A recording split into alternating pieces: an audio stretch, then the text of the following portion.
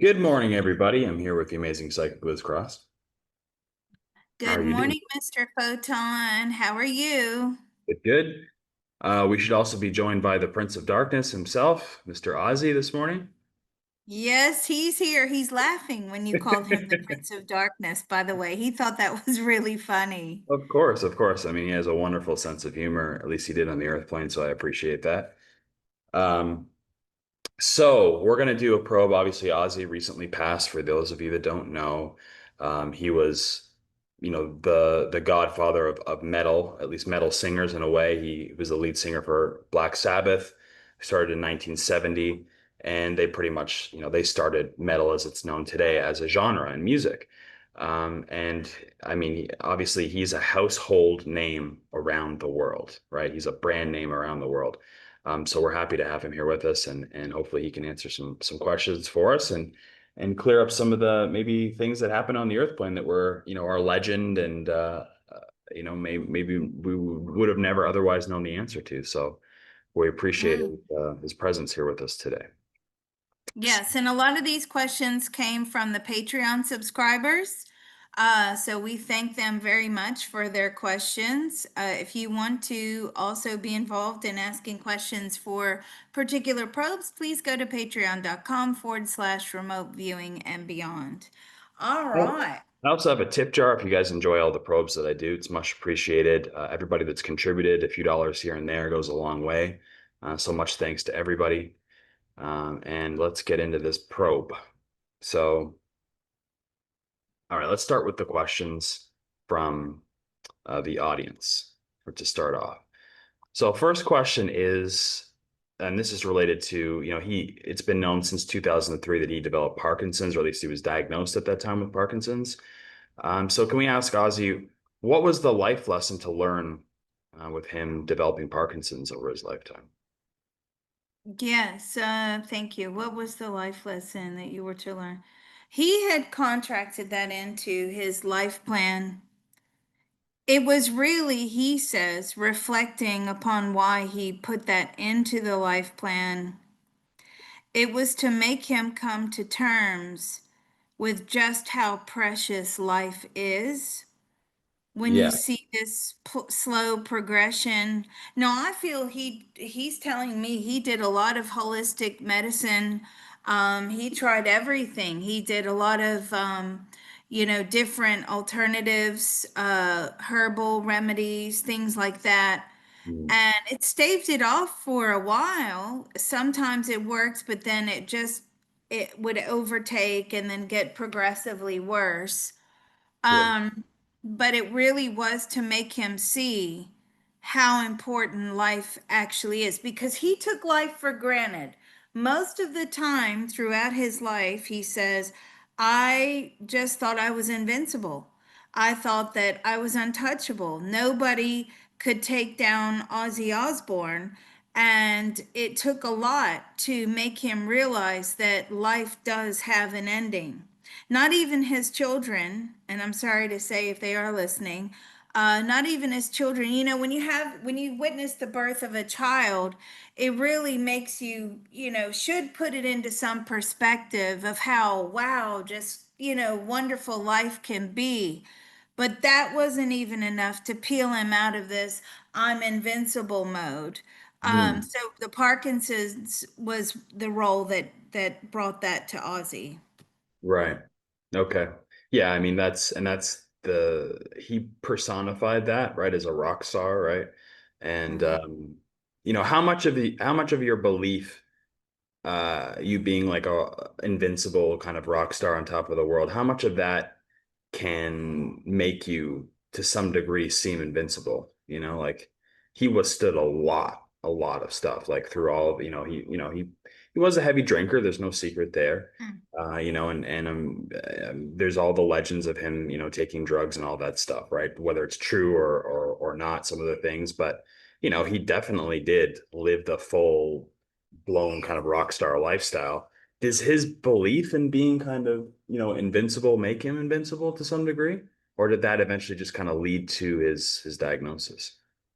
Did your degree, your belief in Being invincible, did it make you invincible? I mean, he really thought that he was. Did you use he used major drugs. He was a major drug addict.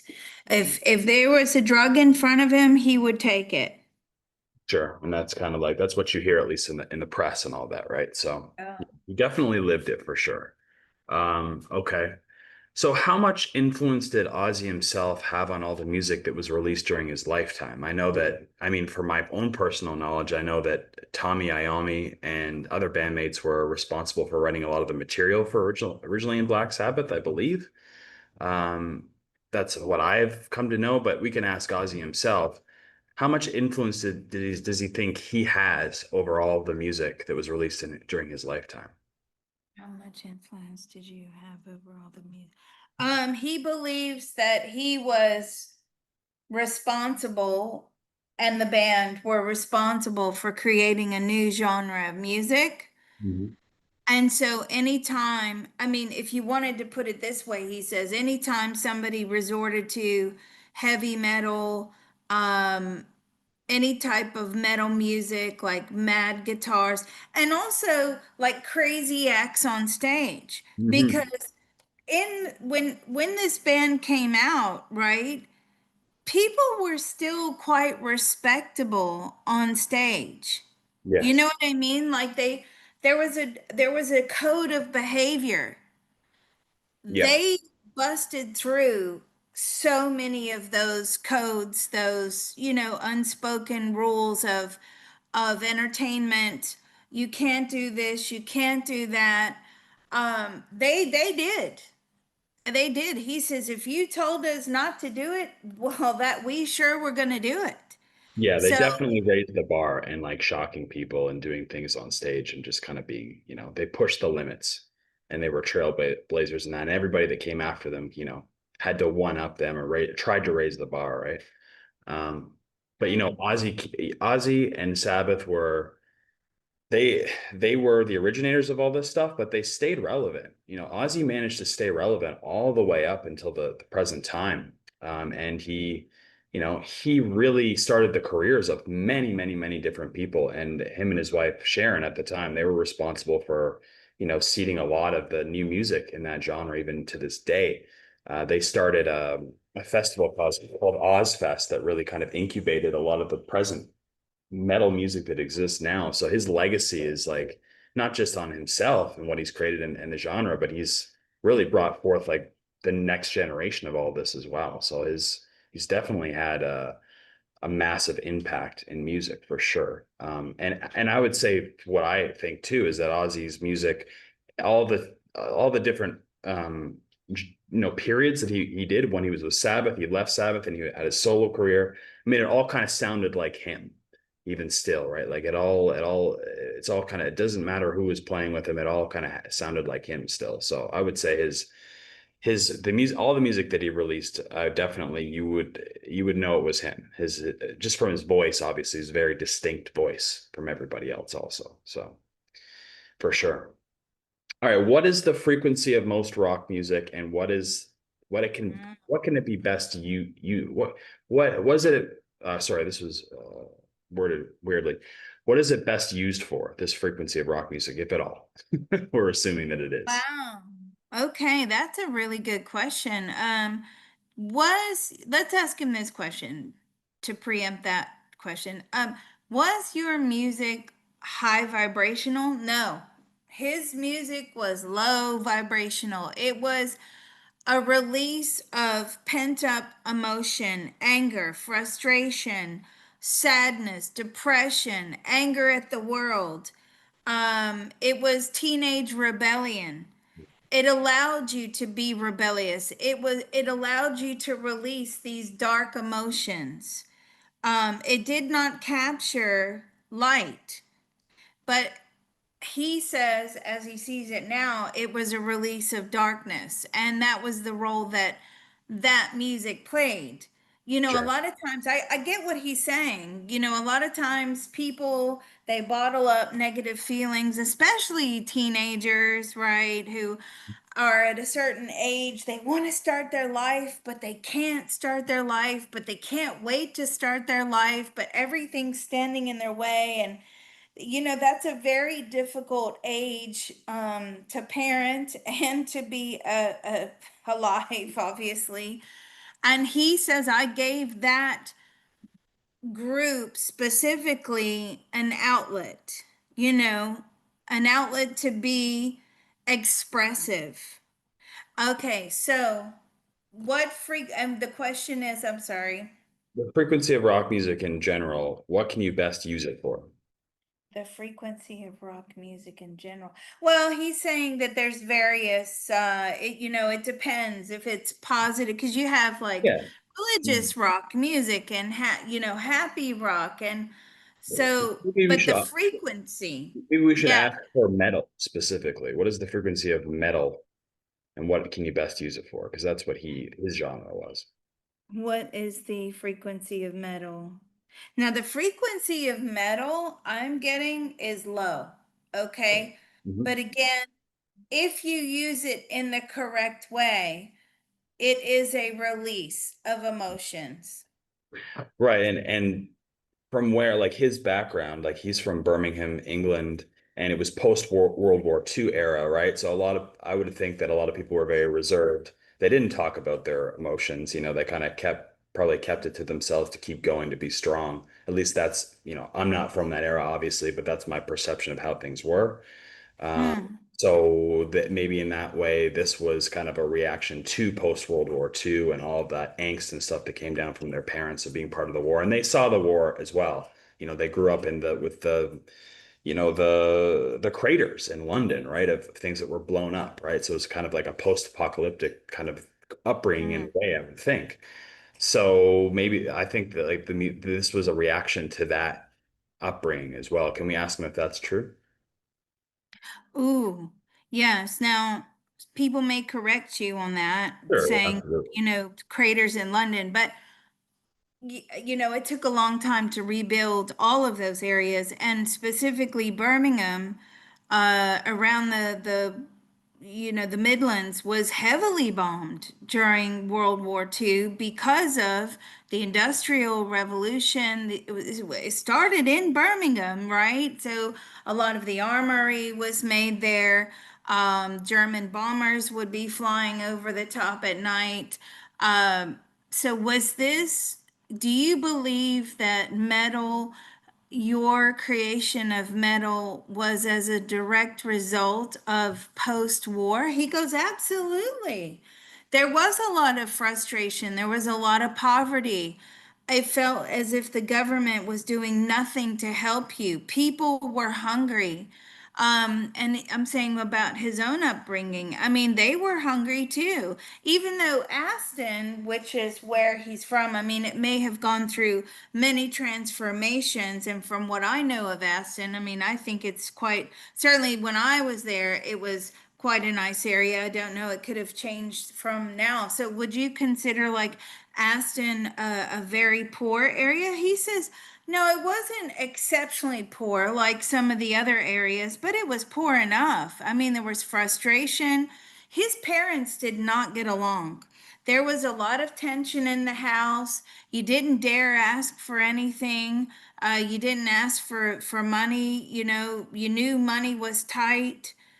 So there was a lot of, now you can start to build this picture as to why, well, metal was a great release for him as well, because he bottled up his frustrations growing up in that way. He's saying that his father was not very kind. He didn't really want much to do with them. Now, see, here's where these kind of channelings and probes upset people, because people will go into on the media and they'll say all kinds of things to appear. People mask the truth all the time, especially on camera. So when this stuff comes out and it could be in contradiction to what he may have said on the camera, these are his personal thoughts, feelings, and opinions. What is said on the camera is not necessarily the truth, because as you were talking about Sharon, I asked him, I said, "Do you love Sharon?" And he's like, "It was a love-hate relationship with Sharon." And they Sure. always have this love-hate relationship. I hate you, but don't leave me type of relationship. But he was not nice to Sharon Mm. throughout the years. He's telling me that. Now, I never watched the show. I just don't watch a lot of TV, but he's telling me like I'm saying, do you regret like not treating your with Sharon better? And he says no. That was the contract that they have in between, between them. And what he also says is part of Sharon's contract is she's always this warrior. She's always this, I'll fight to the death for you. And he never appreciates that in any lifetime that they have Mm. had soul contracts together. Yeah, that's interesting. Yeah, as well, because she is very feisty, I would say. And she, you know what I mean? Like she was probably the only real big female manager in rock and roll and music at the time. So she had to, she had to be very strong, and she was a very strong character for sure. Um, but yeah, that's interesting that how many, so are they, that's a question I wanted to ask. I'm not sure if it was asked here, but how long have they been a part of a soul family together, or have they? Was this their first time together? How long have you been? They've had many past lives together. And in fact, the two kids, and I can't remember the name, sorry. Please don't shoot me down in the comments. The less I know, the better, because it means that I am not biased. I'm not injecting my personal thoughts, feelings, and opinions into the signal lines of the channeling, right? People really need to understand that that it's actually to an advantage the less I know about particular subjects. And I will go ahead full disclosure and say I never really resonated with Ozzy or Black Sabbath. It just wasn't my thing, and that's okay. Doesn't mean I disrespect him or like him any less. I don't know a lot about him. So which is a good thing when it comes to stuff like this. So how long have you been a I mean, they've been together years and years. Now he had children from another relationship, and I can see that those children and his children with Sharon are usually Sharon's children. So as I look in the past lives, those children are normally Sharon's children. So why did you choose to break away? Why did those children choose to break away in this lifetime away from Sharon? They wanted to try something new. I mean, this soul family is always fraught with chaos. As I look into the past lives, and it's very chaotic, it's very unpredictable, emotions run high and low. Everybody, is clashing. There's a lot of personality clashes, even though they all love one another, right? But there's a lot of like dynamics and strong personalities, and it looks as if these other children, these two or three other children, are trying something new. It's almost as if they're trying to break away from the soul family. Right. Interesting. Okay. Was was Ozzy spiritual in this on the Earth planet that Hmm. it's here? Were you spiritual on the earth plane? Um, no, So not really. And so, like, from what like, obviously he has his persona, his stage persona. He's the Prince of Darkness, and he's associated with all this kind of like satanic kind of like stuff. But from what I've learned from the people that I've seen interviews around him, it was just to him, it was kind of like a shtick. Like he didn't really believe in all of that stuff, and he accepted it and he used it. Is that true? Did he? Was all that kind of satanic kind of stuff like a shtick to him, or did he believe it, or what was the deal? Ooh. Was that satanic stuff a shtick? No. Okay. Did you sell your soul to the devil? He tried. I tried. Of course he Did did. it work out? No. Okay. That's Are funny. you actually in the spirit world?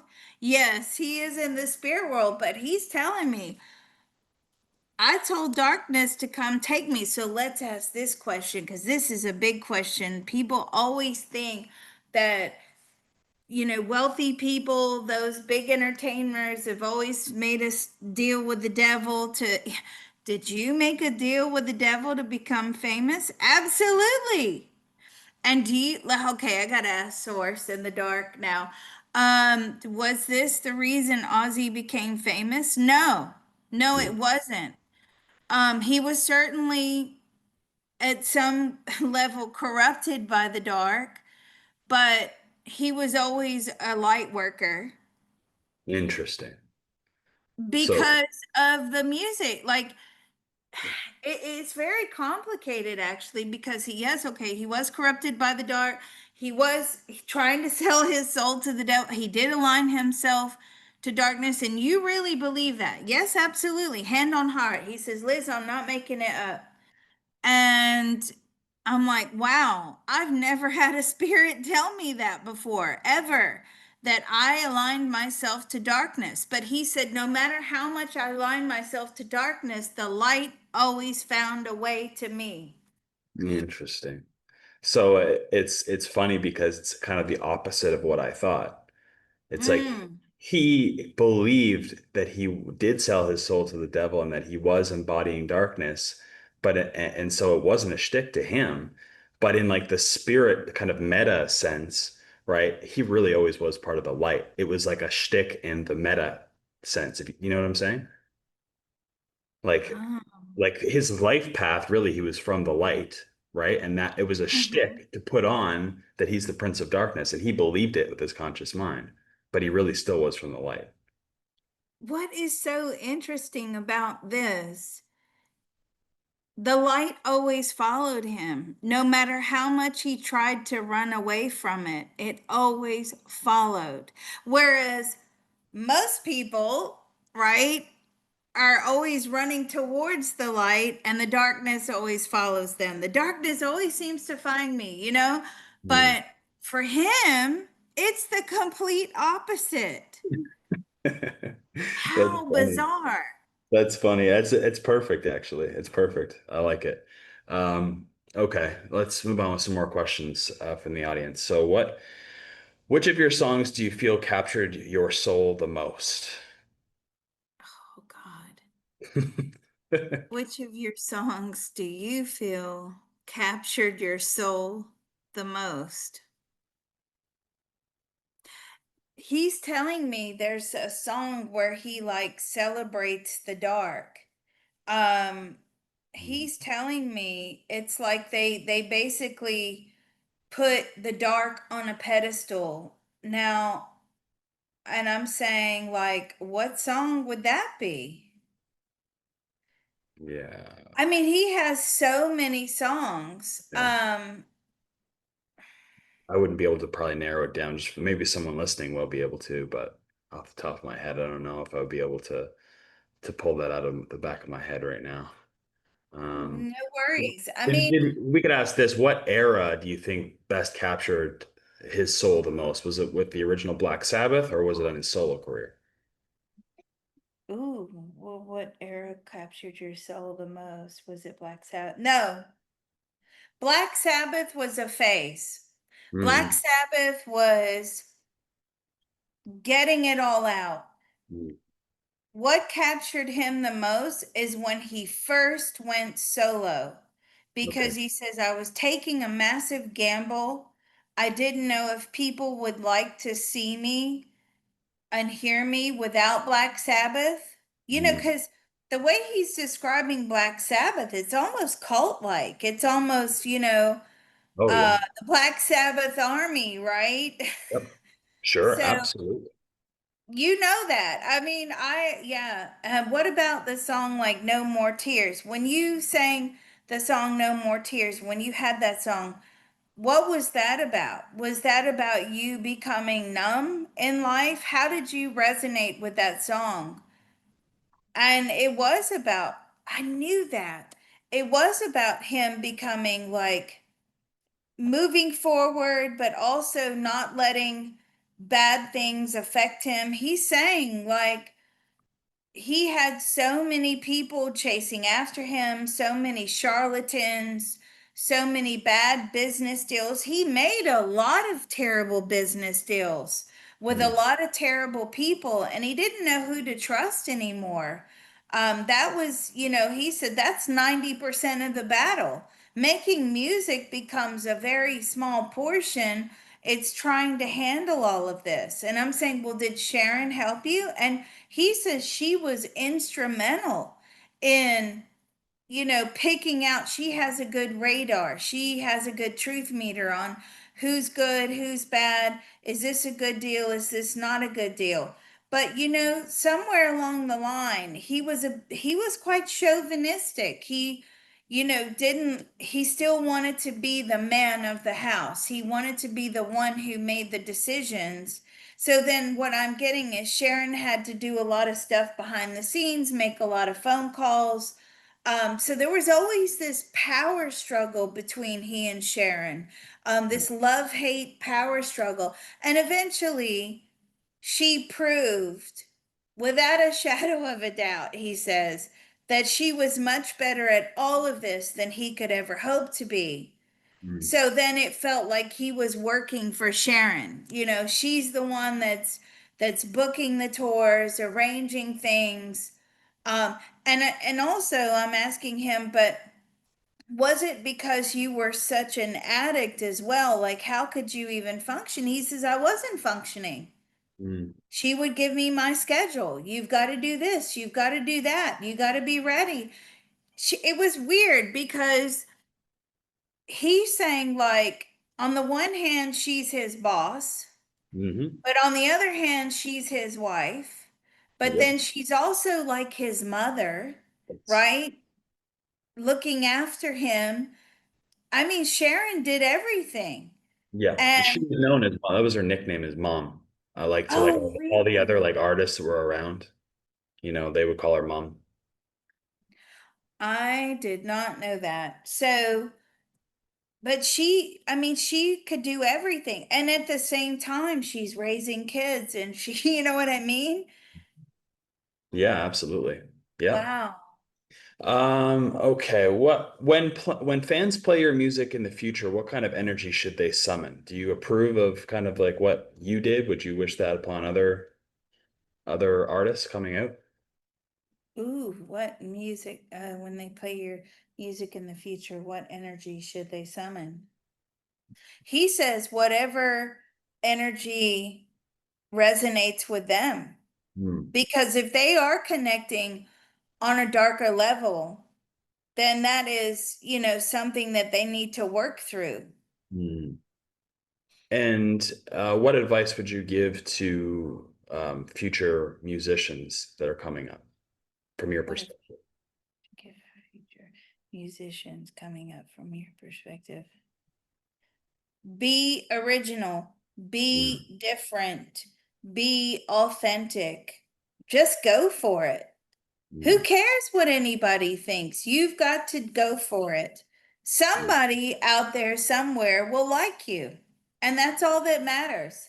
He says, no, forget it. That doesn't even matter.